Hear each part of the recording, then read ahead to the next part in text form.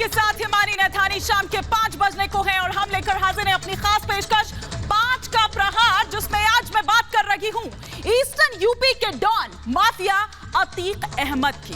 वो अतीक अहमद जो दरअसल उमेश पाल मामले में जेल में सजा काट रहा है, लेकिन उसका आतंक और उसकी जो तूती है वो किस तरह से बोली करती थी, वो हम एक एक खुलासे, वो विस्फोटक खुलासे आज यहां पर करने वाले हैं। किस तरह से 10 साल पहले दरअसल इस माफिया, इस डॉन द्वारा जो पूरी एक साजिश रची गई थी, ठीक 10 साल बाद उस साजिश को उसी तरह से अंजाम दिया गया। ये एक बड़ी बात है, लेकिन उससे पहले वो कुछ खुलासे, बड़े खुलासे आपके टेलीविजन स्क्रीन पर एक एक करके। जो पहला खुलासा है वो ये कि किस तरह से हत्या में 1 दर्जन आईफोन जो है उमेश पाल की हत्याकांड में वो दरअसल इस्तेमाल किए गए थे। दूसरा बड़ा खुलासा जो आप देख रहे हैं, कोड वर्ड में बनाई गई थी जो आईफोन की दरअसल आईडी है। तीसरा बड़ा खुलासा ये कि फर्जी नामों से ये जो आईफोन की आईडी है वो दरअसल बनाई गई थी ताकि किसी को कोई शक ना हो। चौथा बड़ा खुलासा ये कि अतीक के घर से जो एक रजिस्टर मिला है उससे ये खुलासा हुआ है। पांचवा बड़ा खुलासा ये कि साजिश में शामिल शूटर्स को फोन दिए गए थे।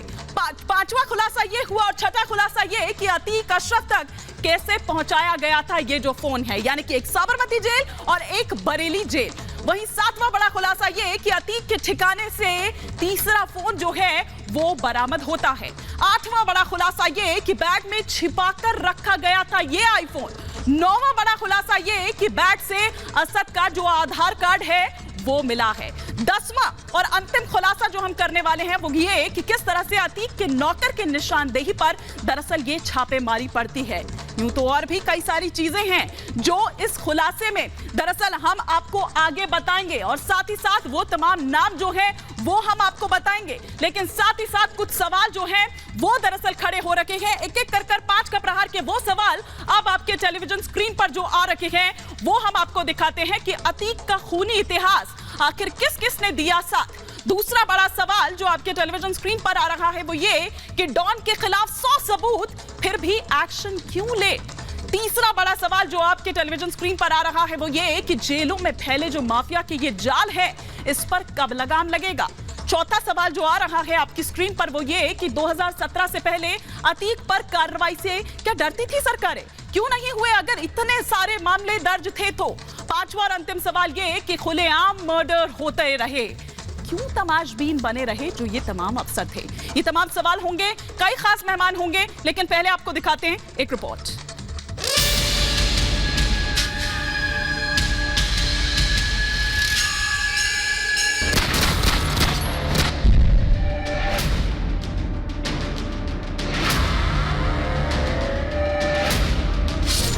अतीक अहमद उमेश अपहरण कांड में उम्र कैद की सजा काट रहा है, वो भी प्रयागराज से 1276 किलोमीटर दूर साबरमती जेल में। लेकिन आप सोचकर हैरान रह जाएंगे कि प्रयागराज से कोसों दूर साबरमती जेल में बैठकर डॉन अतीक अहमद ने उमेश पाल की हत्या का प्लान बनाया और उसे अंजाम तक पहुंचाया। उमेश पाल हत्याकांड में जो खुलासे हो रहे हैं उससे साफ पता चलता है कि उमेश पाल की हत्या फुल प्लानिंग से की गई। अतीक की नौकर की निशानदेही पर जो खुलासे हुए हैं उससे उमेश की हत्या के तार सीधे सीधे अतीक से जुड़ते हैं। अतीक के नौकर की अगर माने तो उमेश की हत्या में आईफोन का इस्तेमाल किया गया था। आईफोन की आईडी से कोड वर्ड बनाए गए। आईफोन की आईडी से अतीक अहमद भी जुड़ा हुआ था। उमेश हत्या में शामिल सभी शूटर्स का अलग अलग कोड वर्ड दिया गया था और शूटर्स के कोड वर्ड की आईडी अतीक के बेटे असद ने बनाई थी। अतीक की प्लानिंग का खुलासा उसके रिश्तेदार जिशान ने भी किया।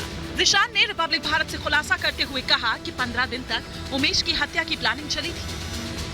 जहाँ पे ये उस्मान और आसाद का आलिया और अतीक अहमद जहाँ मीटिंग करते थे वहाँ पे हमारे कई रिश्तेदार रहते हैं। वो बताते थे कि ये लोग आज 10-15 दिन से गुलाम, गुड्डू, मुस्लिम, आसाद का आलिया और ये सब 10-15 से बड़ी मीटिंग चल रही है। हम लोग खबर आती थी, हम लोग अलर्ट हो जाते थे, क्योंकि मेरी माँ और मेरे भाई बहुत ज़्यादा डरे हुए थे कि देखिए इससे लड़ने का मतलब ये है कि मौत, या तो मौत है या तो इसकी मौत हो जाए तो बच सकते हैं हम लोग। अतीक पर अब तक हत्या, अपहरण और धमकी के 100 से ज्यादा केस दर्ज हैं। प्रयागराज और आसपास के इलाकों में सालों से अतीक पर केस दर्ज हो रहे हैं, लेकिन कार्रवाई नहीं की गई। योगी सरकार में अतीक अहमद पर लगातार कार्रवाई हो रही है।